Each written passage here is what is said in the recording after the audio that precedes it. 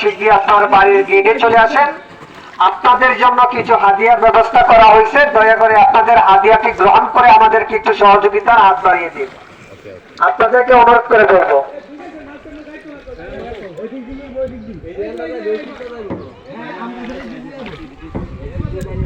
প্রতিটি পরিবারের গার্জিয়ানকে অনুরোধ করে বলবো, দয়া করে আপনাদের জন্য কিছু হাদিয়া ব্যবস্থা করা হয়েছে, বাড়ির সামনে এসে হাদিয়াটি গ্রহণ করে আমাদেরকে একটু সহযোগিতা করেন। ধর্মী মানব কল্যাণ ফাউন্ডেশনের পক্ষ থেকে আপনাদেরকে একটু হাদিয়ার ব্যবস্থা করা হয়েছে।